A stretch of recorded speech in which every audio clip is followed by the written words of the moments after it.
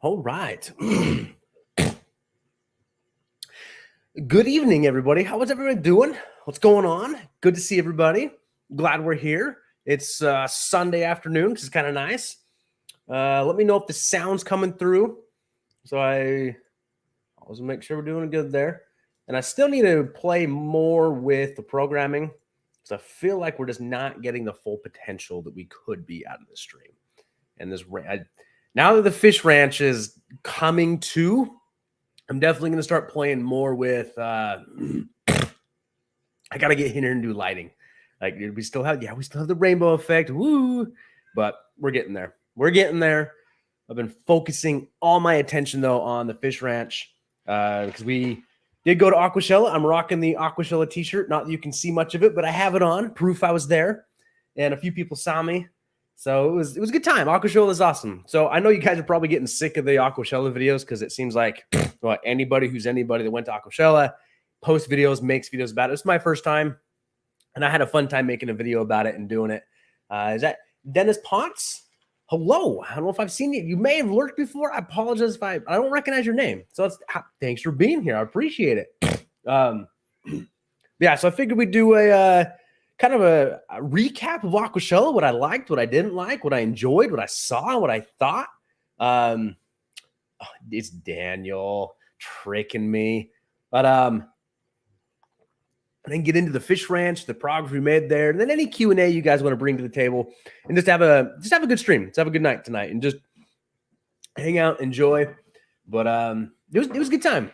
So I apologize if you hear the knocking on the door. We have a monster among us. But I'm trying to think. Oh, you know what I can do? I meant to. So I'll probably do it after stream. There's a members video going out that I just filmed about the fish ranch. So if you guys, you had a good starting point. I probably don't talk about it as much as I should. I just give me one moment, guys. I'm sorry.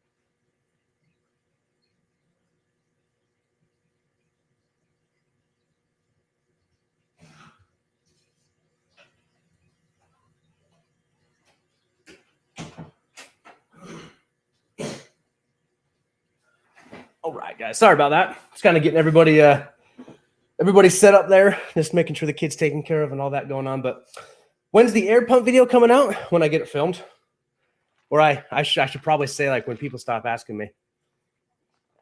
No. I did that to myself. When I get it filmed, because honestly, right now, the air pump I want to show you guys is running 2 sponge filters in this tank. A sponge filter in this. There's 3 tanks on the floor, all being run off that air pump, and then 2 sponge filters in this tank, all being run off the same air pump. And I can hear it, but it's not incredibly loud. It's probably the same. It's probably just as loud as the large linear air piston pump I have in the fish room right now. So when I get it filmed, but I don't know if I want to film it in here where all the tanks are on the floor, because I mainly want to pair it with a video of pair this air pump with this rack, and you have a perfect breeding setup. You have a perfect small fish room. You have a spot in your garage, a spot in your laundry room, a spot in your bathroom, a closet, a bedroom, something. We could do this, right? It's that simple aspect of it. So when I get it filmed, I've been focusing all my attention as much as I can on the fish ranch, getting that built. And I need to film the next video. So that video, though, to do it right, it could take me upwards of a couple hours to film it, a couple hours to edit it. So when I film it soon, though, I know, DJ, you're waiting on it. I know you're waiting on it. That 5 Borough Aquatics. What's up? There's a few new people in here. What's up, guys? It's kind of fun going a little earlier on a Sunday, kind of seeing some different things there.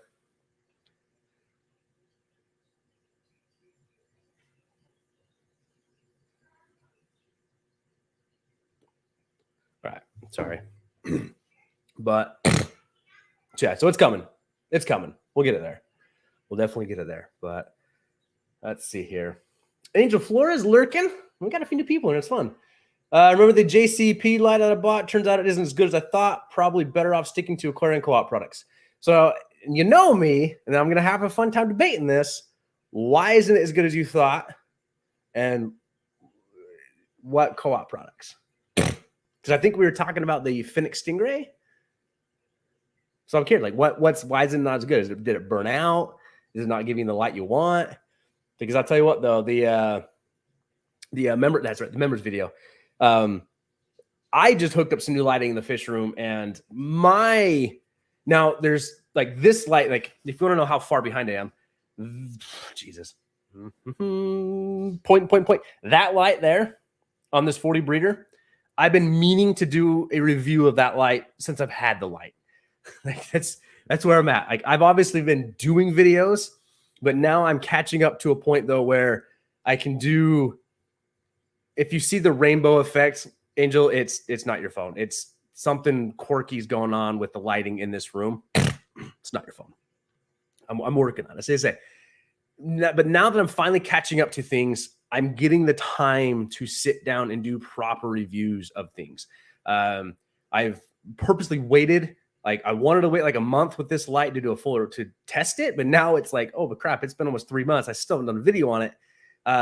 That light, so I'm curious of why the JCP light isn't as good as you thought and all that there. So we're getting there. But the members video I've filmed today is about lighting, and my idea of lighting has changed. Now, it is different if you have one tank versus a room of tanks.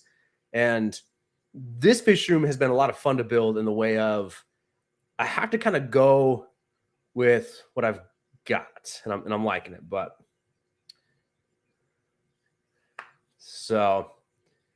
yeah, so if you're interested, I don't push memberships because I want my work to do the talking for itself. I have a hard time pushing of become a member, but I want you to hear from other people's experiences. I know Blake's a big one that talks about memberships.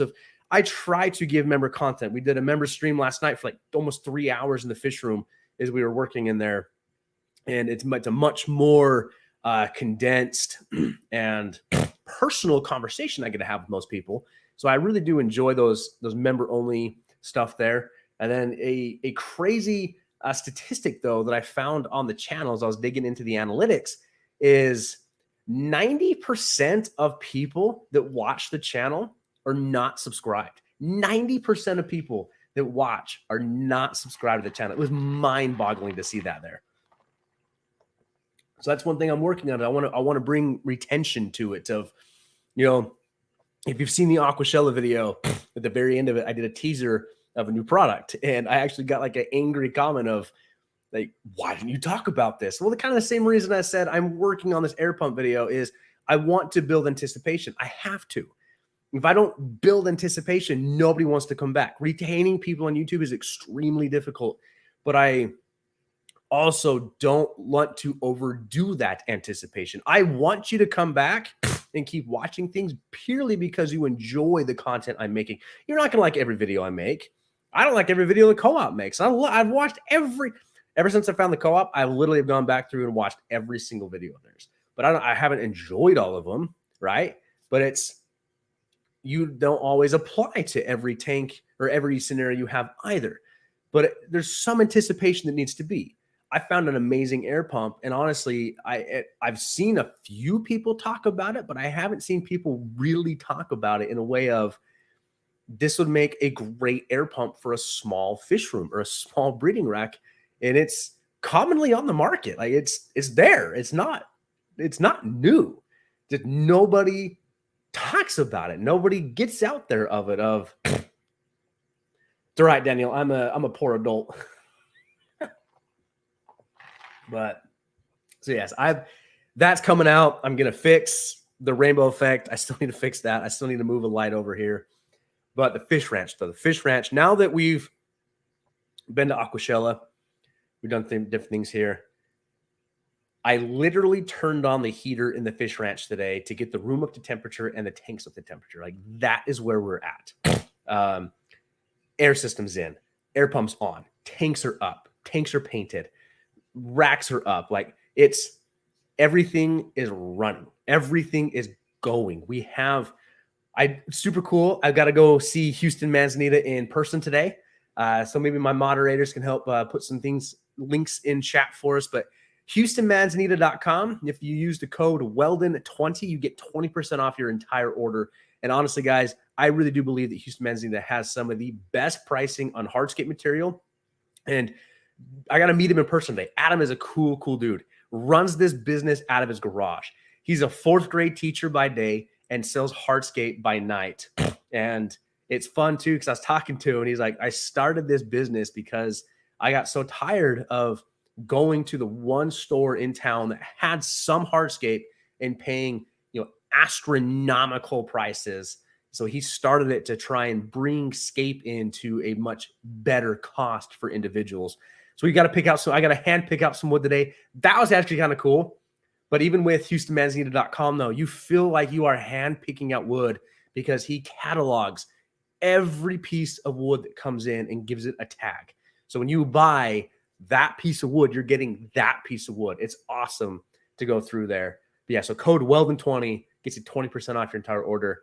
So we got some hardscape and some tanks. We got filters running. Like I've got bottles of Fritzheim 7 to go. Like we got substrate in tanks. We're there. We're so close to be moving all the fish out there and doing full videos of that and just getting to breed fish out there. And I made a new contact through Houston Manzanita today that's going to open up another just huge branch of well-done tanks that I never thought even possible. And I'm very excited to see all this come through. So the fish ranch, like we're there. We're there.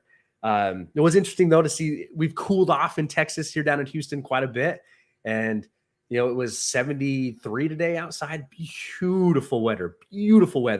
But it was like 70 in the fish room today with like 58% humidity. So now that I got my little heater turned on in there, circulation fan, I'm interested to see how it happens there and how it fluctuates. But I'm very, very interested to see what comes up there. But what's the difference in wood if I was to go in the forest, chop off a piece and the ones you buy in the store? Processing. If you go chop one off in the woods, it's probably still going to be a live one. You have no idea what like pesticides on there or any other bugs are in there. But outside of that, I don't really know because I know like Tom Barr goes out and collects manzanita. But like it's got to get collected somewhere, right? But I think it's just basically like typing certain types of wood. Like I haven't done the experiments to go chop off like an oak branch and drop it in. I think a lot of it is like hardwood and softwoods kind of a thing, just how they potentially affect water chemistry. But good centerpiece fish in a dark water 10-gallon Amazon tank. I know you said a Betta was suggested to you, and I have a fun time debating this here. A bunch of wood with ends that are not Betta safe. What is Betta safe? Like what are we? I've had a good time here. I've lately been in this, like we talked about it in the member stream last night of these discussions. Like I'm in a few Facebook groups now. And the number one thing that keeps coming across is I can't keep discus in my hard water and high pH. Yeah, bullcrap. I've done it. So I think we get these notions of they're not fish safe. They're not Betta safe. Now, there are some factual evidence, I'm going to say, people's experiences that may prove that big fish with big pieces of wood could spell disaster. But why aren't they Betta safe? Like that's what I'm curious of, because that was actually, I think, a very strong recommendation of a Betta, like a wild type Betta would be an excellent centerpiece fish for a 10-gallon tank. Outside of that, a Gourami may be good, but like, what's the difference between a Gourami and a Betta on the Betta safe kind of thing? So I honestly think the okay, so don't tear those delicate fins. Then don't get one that has the big what do they call them? The certain name for them, the big flowy tails in the back of it. Try something more of like a Plecos body style, much more of a narrow, slender Betta, like Mountaintop Puffer Keeper, for example. He's keeping some wild type Bettas that are much, that slender type, don't have the big flowy tails. So something like a Plecos, I think, would do very well with some wood in there, some of that tannin in there. An alien Betta, a male alien Betta would look really good in there. So I think you got a lot of decent options you could do there with the Betta fish. I honestly do. I think that was a very positive recommendation. But Big Tank Hank's in the house. What's up, man? It's good to see you there. So Crebensis, Melissa, are stunning. I'm very excited. We got Crebensis coming back in the fish room. Very excited to see what comes with that. Very, very happy there. But so we were able to go up to Aquashella over what, 2 weekends? Was it 2 weekends ago now? Man, time's flying. Aquashella was awesome. Aquashella was not what I expected, but also more than what I expected. I would say it was not what I expected of. I thought it was going to be twice as big as what it was. But the way it's ran was very effective. Coral Fish 12G, it was just hanging out there. So I got to say hi to him, shake his hand. He's tall. Man, that was weird, but it was interesting to see these people in person. Like, you watch people online for so often, then you meet them in person. One of the first things I seem to notice is how tall they are towards me. So it was, he really nice guy, very effective at his job. But it was interesting talking to the individuals at booths and seeing what they would say. They're like, Fluval was there, right? 2 guys there, and it wasn't until I engaged them in discussion that they actually started talking to me. And they had a really nice booth set up. And I started talking to them about their new Betta tank that they're marketing, the perfect Betta thing. They have a new patent pending, what I'm looking for. It's on the output of the pump that it slows down the output to where it kind of disperses it more further into the tank to stop any strong flow coming through. It's like a 2.5. Is it 2.5 gallon? Let's see if I can pull it up here. So I found it on Amazon. They retail it for it's like $100. Fluval Betta tank. And I know Creative Pet Keeping just did a video on it.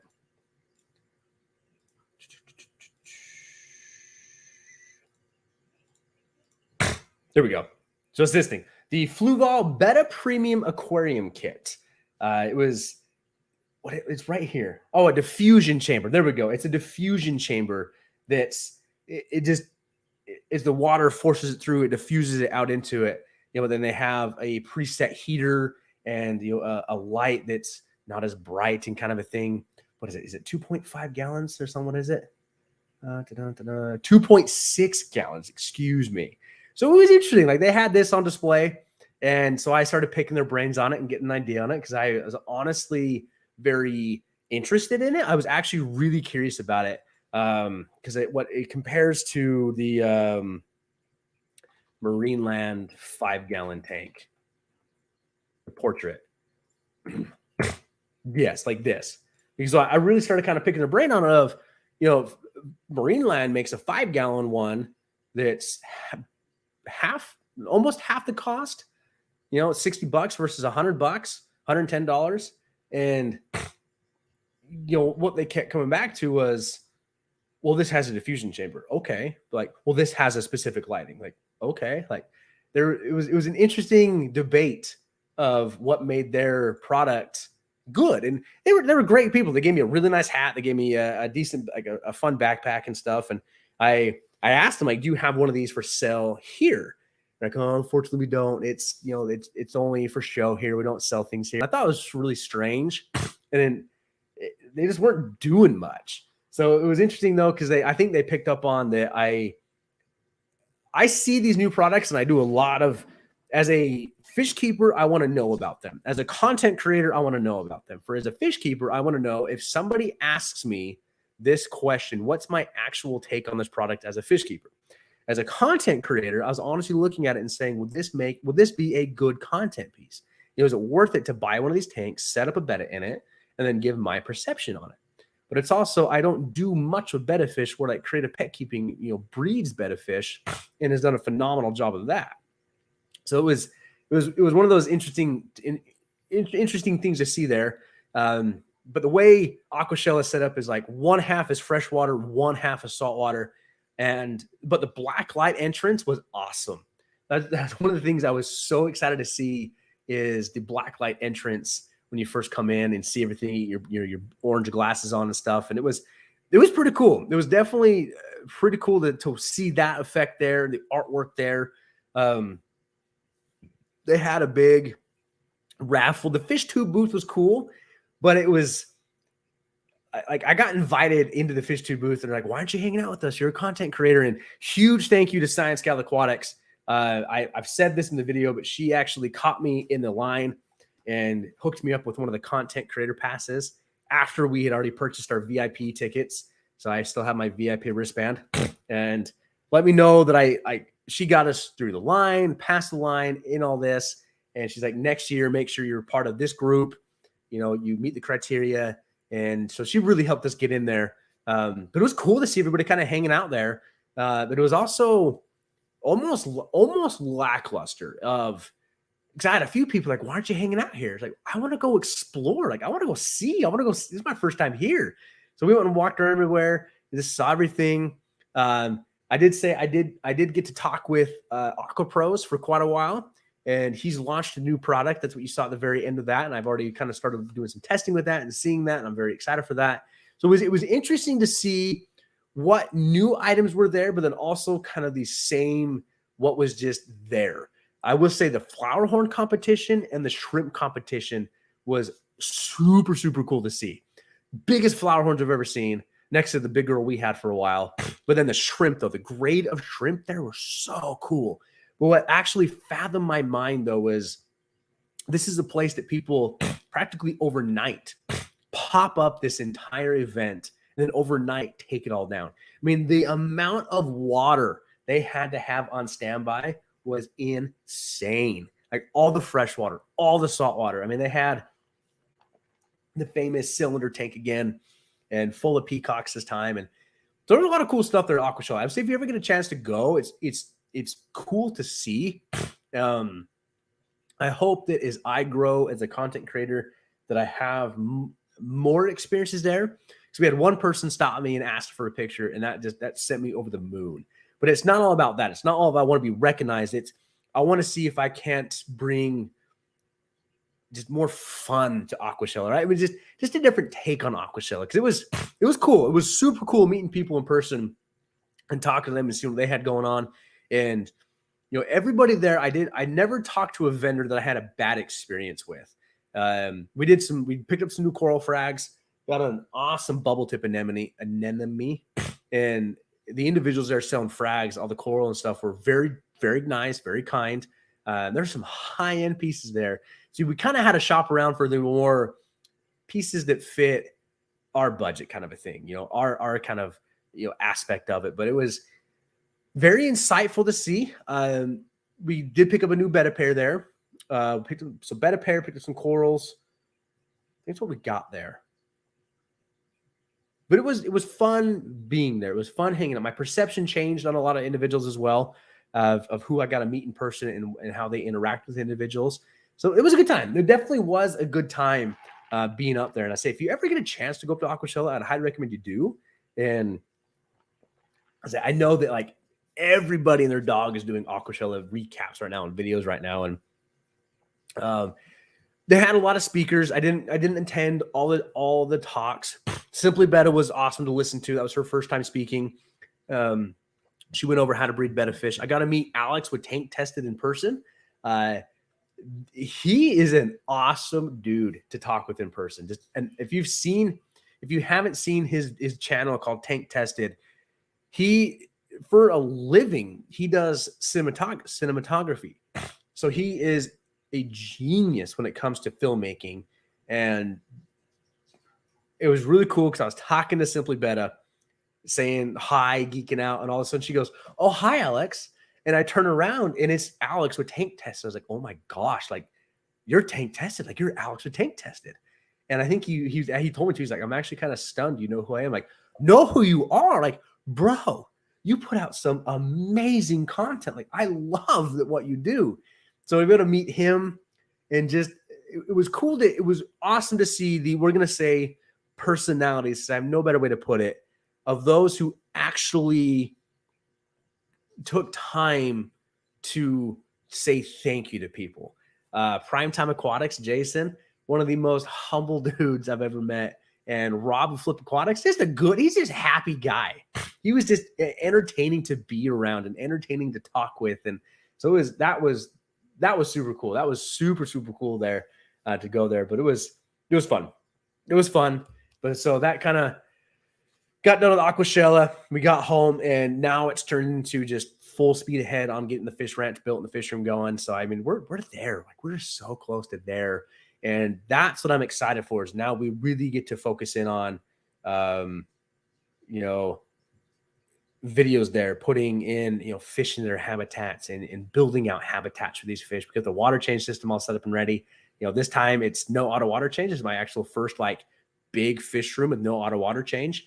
So it's a lot of takes on things, a lot of new ideas on things, and I'm excited to watch. I'm excited to watch the progression of the fish ranch, but I'm also excited to watch the progression of myself on working with new fish and new systems and new experiences, and trying new things and getting these fish up out of these holding tanks and actually into tanks I can see them in and watch how they work and watch how they do. And I think it's gonna be amazing. I think it's gonna be absolutely incredible.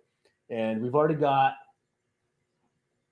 the albino bushy nose pair that we have in this 65 gallon showing a lot of interest in these Plecos ceramic caves. That's another one too. Plecos Ceramics, go on their website. The code Wel-Don gets you 20% off their website. And I'm going to be purchasing up a whole lot of those caves to use out in the fish room. I love Plecos Ceramics caves. And these bushies do too. I'm having a great time with all these products. And so we got a lot of things going on. Well, as soon as we got home from Aquashella, I had a few days that I got home from work early, and a few nights that I stayed out late in the fish room getting it going. But now that we have, let's check the temperature. I have a Bluetooth, what do you call it? Bluetooth thermometer out there. And I'm checking things out there.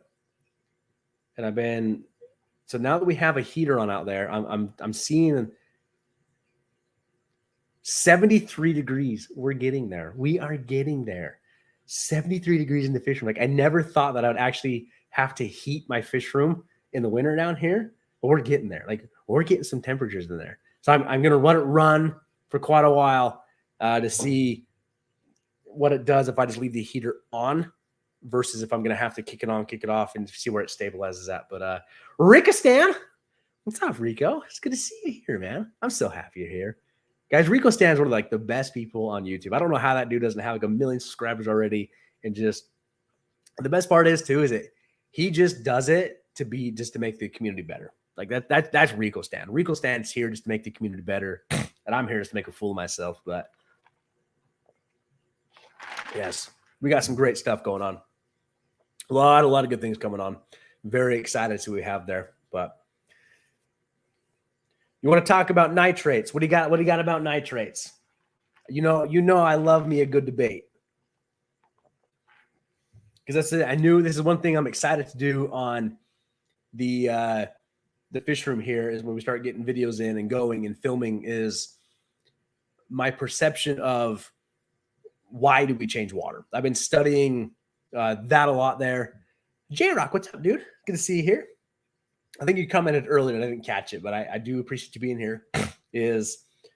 I've been having a lot of interesting, like, mountaintops. I'm glad me and him going to talk all day, because I bounce off some crazy ideas to him, and I think he kind of keeps me on track with things. Like, really think he keeps me on track with things.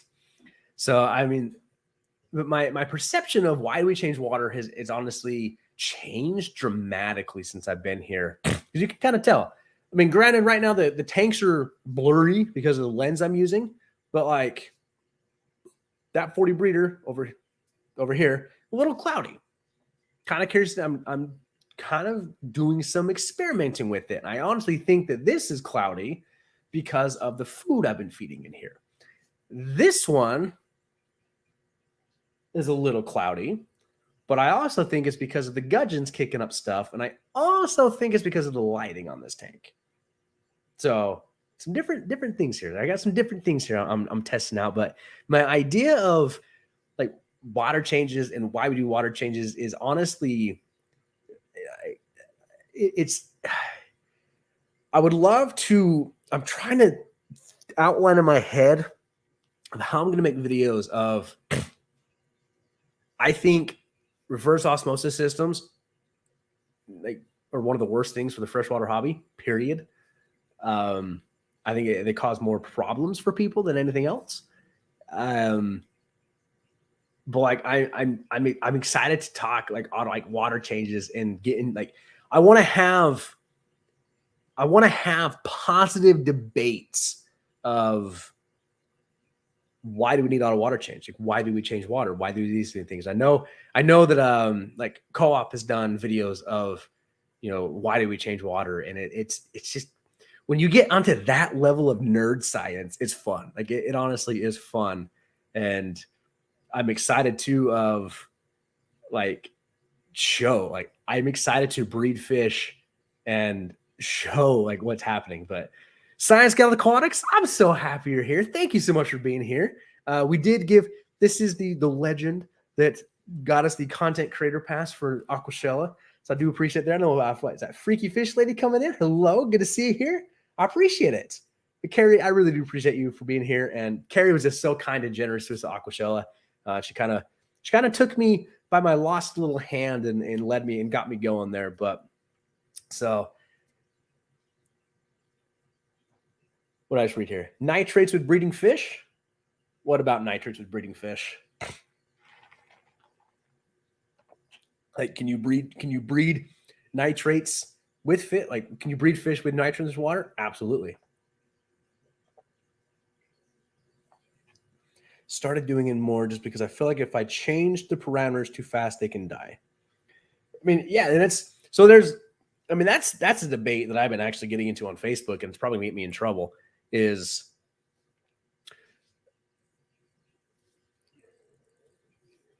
somebody posted, and I honestly I take screenshots of this kind of stuff too, because it gives me ideas of hopefully. And there's so many opinions across the internet, right? That some things work for people, some things don't work for people. But somebody posted up a picture of a German blue ram, and they said it's dying, it's losing color, it's dying. And they posted up, zero ammonia, zero nitrate, and they had like 15 parts per million nitrate in their tank. And it was immediately the discussion went to, I see bloodworms in that picture. Are you overfeeding? And so I'm looking at it like, hey, just like keep your mouth shut, like just keep your mouth shut. Don't do it. And so finally I get on there and I'm thinking like overfeeding, like that's a whole other topic of what do you mean by overfeeding? Like, is a fish eating too much? Like, so I made a comment and I try to be very polite. So I always leave it off with, in my opinion, I would like to debate this aspect of what you're saying here. And I went into it of focus on the heat of your aquarium, right? If it's down to like 77, 75, 76, 78, like they may be too cold. Try bumping it up to 82. And then I pointed out they had a lot of vertical barring on the fish. I said, have you noticed this fish being bullied? Like one reason fish lose their color is in a stressful environment because they want to blend in. They don't want to stick out. And the rest of the comments came flooding in of you need a reverse osmosis system. Like you just nothing addressing the actual concern. So nitrate for breeding fish, like what's your concern there? What's your actual concern of nitrate in a tank? Because let's see, where is it? So if we take the Aquarium Co-op test strips, and granted, this is one of these things too, of like, this now comes down to opinion of Aquarium Co-op, right? Because this is who manufactured this product. This is who tested this product. So you put this product out. I like the testers. I mean, take it how you will. I like that Corey talks about the science, the time they put into testing these. So if you look at the back of it, and if you actually, let me give you some examples here. This 40 breeder behind me, today was the first time that I've gotten a readable amount of nitrate in this tank. I had 10 parts per million in this tank. First time. And I feed a lot of food into that tank. And at one point I had a lot of fish in that tank. Granted, there's a massive dwarf lily in there sucking up nitrates, which I love. And I've been experimenting with water changes and stuff.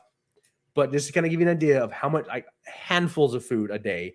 And I'm now just getting a readable nitrate.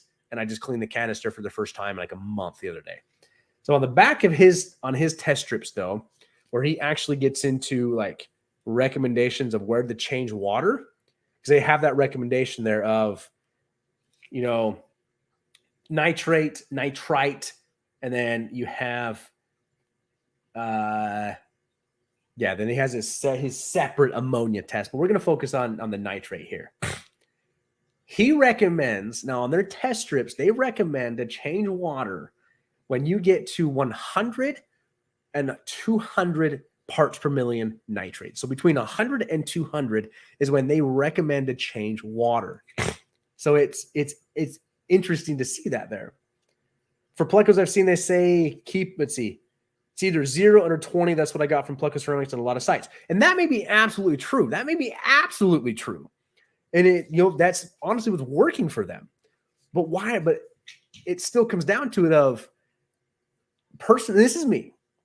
Plecos Ceramics and everybody else, we got to say it. Plecos Ceramics, genius people. Those dudes are making more Plecos than I ever will in my entire life. Those people they're breeding Plecos that I'll never breed in my lifetime. So yeah, if I were to say like they're professionals, they're professionals. But you have to remember though, you're coming to ask my opinion now. So you gotta. This is what's so hard about YouTube, but what's also so great about YouTube. You get all these bits of information given to you, but now it's up to you to determine what do you want to do with your tank. Because I'm going to tell you that when I breed Plecos out in my fish room there, I guarantee you I maybe will test my tanks once a week out of complete curiosity, but I guarantee you that I'm not even slightly worried about Plecos out there. Now, if you're talking things like high pasture species, so your snowballs, your leopard frogs, I can tell you this, of like my yellow zebras I had, I think I consistently had 20 to 30 nitrates in that tank because I was feeding a lot. I was feeding a lot in that tank. So I don't know. Will they work? Probably. Do they need to be low? I don't know. I mean, I am of the opinion that, because I am of the opinion we are never going to match what fish have in the wild. It's never going to happen. It's honestly never going to happen. We're taking these Plecos out of these rivers that, they have millions of gallons moving through there. Like it's a 100% water change every couple of seconds. Like we're never going to match that. So what can we match though? Are the fish comfortable? Do they have the hiding places they like? Do they have the heat requirements they like? Are they warm in that aspect? Is there a little bit of flow in that tank? Okay. Is there good food in there? One of the main reasons I think I had success breeding the yellow zebras was I had them hot and I fed a lot. I fed a lot in that tank. I would go through like a package, those trays of like bloodworms and stuff. I would go through one of those every 2 days. Like I was pumping in a lot of meaty foods into that tank. So I never focused on, this is really the first time I've ever really focused on testing my tanks so I can get a better understanding to then pass on to you guys. Like, I wanted to increase my knowledge when I get asked questions of, yeah, this is my experience. This is my take on things. This is my experience on things. But I'm always, my curiosity gets piqued when I talk to somebody of they focus in on so finely this minute detail of like nitrates. Just curious, and that's where I say it. It's building my curiosity of what it is really there, you know. So now someone poured 2 hands of worth of food in the tank and then almost killed all of them, but I changed the water. One fish was worse, was already upside down, gasping for air, graft and lift. I mean, yeah, 2 handfuls of food. Like, it depends on what's going in there. Like, I've put a lot of food into a tank before and never had an issue. My daughter had dumped an entire can of fish food into a tank, and I was more concerned about getting the food out of the tank on the basis of it's going to cloud the water. But I wasn't really concerned about ammonia spike or even nitrate spike or any of that, because I trusted the filtration. This is what I'm really interested too, of like to get in there of get fish in the fish ranch, start doing things out there so I can show you. Like, one of my favorite videos that Corey has done is when he's doing the tour of his fish room, I think from the final times, and he's feeding as he's going, and you see just how much food he's putting into his tank. Of so many people are so afraid to feed their fish, and but you see where we come to on this of we all have different opinions of how things are going to be run, and what works for Plecos ceramics works for Plecos ceramics. They're breeding so many Plecos, but what works for me is just like going with the flow, just going with it, making sure that I have beneficial bacteria in the tank, making sure that's there. How do I make sure that's there? I like to jump start it with some nitrifying bacteria, you know, the Bacter 7 from Fritz. I like to get that moving there. There's a reason I have water in tanks right now, just running, just going. You know, the water temperature needs to come up, but even as I'm just running air through these filters, bacteria is growing. It's going to grow slower, so it's not really a food source there, but at least we're getting things moving. We're getting things started. And that's where it's really coming to of, I mean, I'm not really that concerned about nitrates and stuff. Now, when I first move fish out there, sure, I may not feed for a day or two. I want them to settle into the tank. So I say we're never going to mimic what's going on in the wild. I think we can just only make it what's best for us. Now, I'm also the person, and this also comes down to personality of the fish keeper. You may really enjoy focusing in on nitrates and how do I control this? How do I get this under 20 parts per million, continually? How do I keep that under that? You may really enjoy the science behind that. And if you do, go for it. Keep moving with that. Like right now, I'm really enjoying fish room lighting. I'm really enjoying seeing what I can come up with and what I can accomplish there and how I can work that. And that's what I'm enjoying. That's what I'm really enjoying right now. You know, and I was really enjoying seeing how I can get, filters to work together and back together. So you may really enjoy that. And if you do, go for it. Like, I never want to take away somebody's enjoyment of a specific thing there. What's your opinion on the nitrate resins? See a lot of breeders in Europe use them, including Plecos ceramics. My opinion is I'm never going to use them. Sorry, guys, hang on.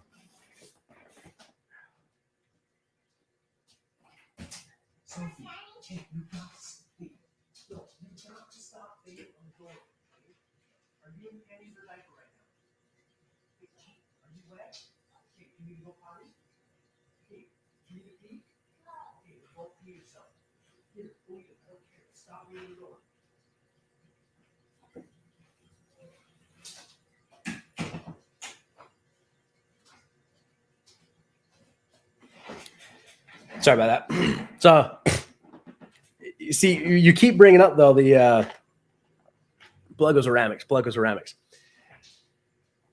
I'm nowhere near the level of Plecos ceramics. Nowhere near that. But a lot of it is, as I say, they're professionals at what they do. Now, you may go and hook up these resins and come back to me and go, told you, bro, I'm breeding a crap ton of high pancistrus. But at the end of the day, I'm still going to sit here though and honestly look at I'm still going to sit here and say, that's awesome. Like, that's amazing. I want to share in your excitement. But I still bred yellow zebras in full tap water, and I did it twice. You know, I probably would have done it again, but I decided to move and do all these kind of things. So was I cranking out as much as Plecos ceramics? No, but I still did it, right? I still did it. So my opinion on things like resins in that is they're a waste of money. Do they do a job? Yes. What's going to happen, though, in my opinion, is you're either going to forget about it and never change it to where it's actually going to just not do what you think it's doing, or B, you're going to change it so often that I guarantee you're going to put in hundreds of dollars a month into that specific resin. Now again, there are people that love technology. There's people that love having the gadgets and the gizmos hooked up to their tank. I'm not that person. Like, I see these displays at Aquashella on the big reef tanks, like Neptune's display, like a 300-gallon reef tank there, and they had every single gizmo and gadget hooked up of all the Neptune systems, and it looks cool. It looks cool. But I stopped and I was like, that's too much for me. That's just way too much for me. I want simplicity. And this is why I'm excited of this fish room I'm building now is way more simple than my last fish room ever was. And I'm excited for that. I really am excited for that. And that's what works for me. Now, what works for you is you may really enjoy this. It goes back to that researching that DI resin. How does this work? How does this affect my water? What can I accomplish with this? We could say, okay, we're both going to get 2 high pancistrus groups. I'm going to do it this way. I'm going to do it this way. And we'll see who breeds more fish. One of my favorite conversations I've ever had as a mountaintop puffer keeper of the elevation that he's at. Does that potentially affect fish breeding? Does that pressure level affect that? And, it's like, I think there's more factors that go into Plecos ceramics than just their DI resin and nitrate levels. I think what goes into there is the food they feed, the amount of food they feed, and the way the tanks are set up. That's what I'm really interested in there. I think a lot of people forget if you want to breed fish, you have to condition them. I've started feeding more frozen foods, even in this room right here. And the Galaxy woodcats I have are so plump, fat, and happy. I'm so excited to get them in their own tank with cave structures. The gudgeons, I'm positive there's a female in this tank right now full of eggs. And I feed a lot of frozen foods to them. And I figured out they love the meaty foods. So I think a lot of what happens with high pancistrus species is people just think, oh, they're just another pleco. They'll just eat off the bottom. No. They need that protein. They need that thing. It's why the DIY paste from Plecos Ceramics is formulated around that. So they say that's my opinion. My opinion is I won't ever do anything with the DI resin. This is not my style, not my take on things. I don't want to deal with it. Now, if that's what interests you, go for it. Try it. Do it. Right? I mean, that's what we all do on YouTube is I say this is what worked for me. You go watch Plecos Ceramics, you're going to say this is what works for them. And you have to weigh it. You have to weigh how many Plecos is Trent bred and how many Plecos is Plecos Ceramics bred. And how many puffers has Mountaintop Puffer Keeper bred and how many puffers has Trent bred? You damn well believe I'm going to go to Mountaintop Puffer Keeper and get his take on, breeding that. Like HD Aquatics, they shared with me his success in breeding angelfish. How many angelfish have HD Aquatics gotten to wigglers and how many angelfish has Trent gotten to wigglers? I'll tell you right now, HD Aquatics has way more wigglers than I've ever had. And I've had 10 plus spawns of angelfish. but I've never gotten him to wigglers. But he did. You know, so it's all these things. All these things. I hope I'm making sense, and I hope I'm not offending anybody. I know I go off on these random tangents, and it's fun though. But Ray Aquatics is here. Good to see you. New local Austin. How we doing, good sir? I hope. Crowntail, good to see you. That's why I got some Discus food for Plecos. It's high protein. So that's why I think cartridge refills on hang in the back filters and fish food are both the biggest scams in the hobby, but they make a lot of money. There's a company that reached out to me. They want me to review their fish food, and I was checking out their products, and I saw a lot of Me Too product, and I saw a lot of, if we stick this food is for this fish on this label, it'll sell to people with this fish. That's what I saw. That's a lot of what I saw. So Discus, why is it Discus food? This is the point of the hobby I'm in of what this is actually what I've been enjoying lately is asking those questions as why is it Discus food? Why is it this food? When I set up the little Fluval Evo tank and got the some fish in there, I had a particular person tell me, they're like, you have to feed them this food only to that tank. And I said, why? You know, why? Well, that's what they eat. Okay. So can I feed them pellets? Oh, no, you can't feed those pellets. Okay. So that was like challenge accepted. Fed them pellets. Guess what? They're fat and happy. So I don't know. I have a lot of ideas there. Water price would have to increase a lot in order for me to want resin. That's it. That's a good point, actually. That's a really good point, actually. I mean, that's where I will say I've been having fun testing my tap water to kind of get an idea where it's going there, especially where I'm storing my water. That's another thing that really interests me right now is I have the big storage tote in the garage right now. I'm curious to do some testing on that of the longer it sits, what does it do? What happens? You know, I'm not concerned about leaching, but I'm concerned about, I'm just curious, like, does the pH change? It sits stagnant. Is that going to change? You know, like, is the hardness going to change? You know, there's all these questions I have, and I want to see what goes on there. All right.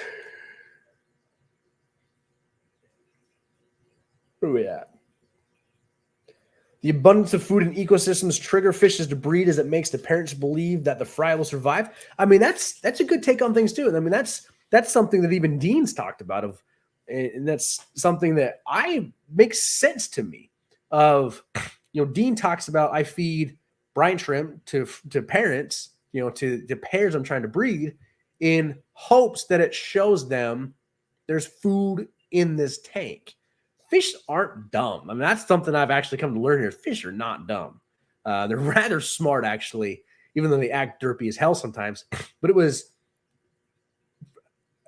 a quick example. In the 65-gallon tank here, I have a massive albino female bushy nose, like the biggest female bushy nose I've ever seen. Bottom male up at the Greater Austin Aquarium swap. And it was put them together.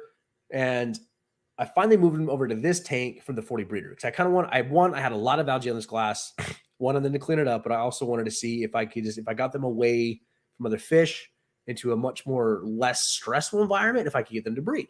So I put them in here, and I put in this cave right here. This is one of the Plecos ceramics caves, but it's their, what is it there? It's like their bell opening, plecoceramics.com. The problem is I put in the small Pleco cave from Plecos Ceramics. Here, let me share this screen with you guys. And we're going to plug it here again. Code Wel-Don on plecoceramics.com gets you 20% off your entire order. So this is their small Pleco cave. Ideal for high pancistrus. They focus a lot on high pancistrus. You know, then the ancistrus species. Wabamuster, Brisnose Plecos. Now, when you're breeding bristlenose, the male has to trap, or any plecos, the male has to trap the female in the cave. What I noticed though is there was no room for both fish in this cave. It was amazing to watch the female fold up her fins and shimmy into this cave. And then I watched the male start dancing around the cave, and I was like, wait a second, like this isn't working. Like this isn't going together. So I put in, what did I put in? The Pleco Cave cone. I put this one in, this color. I like the more natural colors.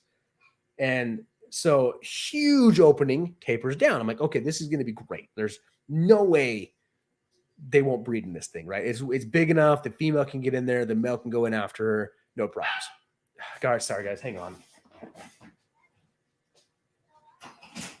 Stop. I'm so tired. This is the first time I've had to come out here. Leave her alone. She's yelped twice. Are you wet? Put her on. Oh, where did you be? Come on, where did you be?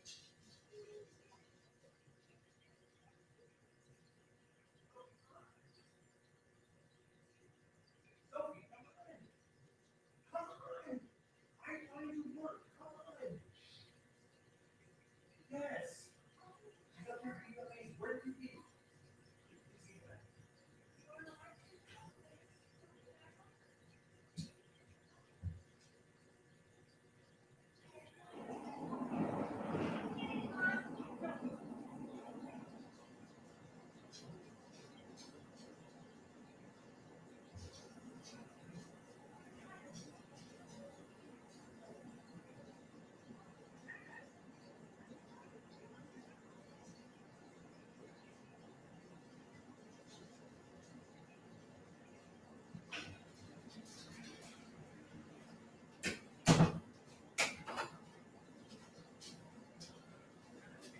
Sorry, there's a lot going on in our life right now. Okay, where was I at? So I put this cone in, and I noticed that the male would hang out in it, but the female wouldn't go near it. Okay. So then I got one of their, where is it? I got one of their large caves. I want to actually show it. Like, where's the large? I want the small. I want the large. Here we go. Pleco Cave large. It's a little bit of a wider opening on the front, but it's longer.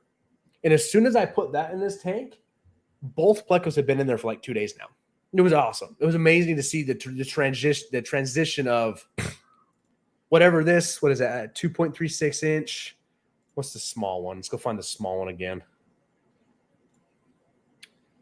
They have the dimensions versus a 1.57 inch. Or whatever the opening differences there is going to be, is that allowed the female to go in, male to go in with her, and they've been just much happier. And so it was really interesting to see that take place. And so that, like, stuff like that is really what's intriguing to me right now, of how do I make these fish happy and how do I give them what they need to breed? And so kind of tail end of this, yeah, you may have way better success with low nitrates to breed those types of plecos. So try it, right? Try it. But amateurs look at the pics on the pictures, not ingredients or size of food, if it's for that targeted species. I mean, we've all had the discussion of ingredients on food, and I am enjoying playing with food more, but I also still have the same answer though of, if your fish will eat it, it's good food. I mean, sure, we can argue that frozen bloodworms, frozen brine shrimp has more live brine shrimp has more nutritional value, but it's still, if we can get the fish to eat something, we're now moving in a positive direction. Like, I bought a food with garlic in it, and I've noticed it. None of my fish will touch it. Nothing will touch it. Then I tried the new food that I got from AquaPros, and I watched this big fish take a big piece. I watched this little fish take a little piece. It was quite interesting to see there. Quite interesting to see there. Are they smart enough to train me to keep them alive is the question I have as a newer fish keeper. I mean, okay. I only laugh because of how you phrased it. I know what you're getting at here, but yes, like fit. I mean, how do I put this? The more I've watched the behavior of fish, the more I've learned. Like that fish are pretty intelligent. Right now, the angelfish right here are picking the top of the power head again. I guarantee you I'm going to have eggs in the next 2 days. The gudgeons in this tank.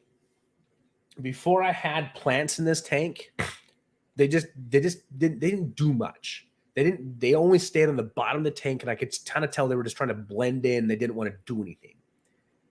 As soon as I put plants in this tank, though, they have been buzzing around this tank. So keep them alive. Okay, let's look at that a little bit.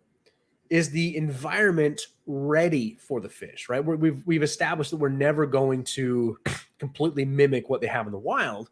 But if you have bacteria colony built up in there, which how do you know you have bacteria colony built up in there? Did you set up the tank and let it sit?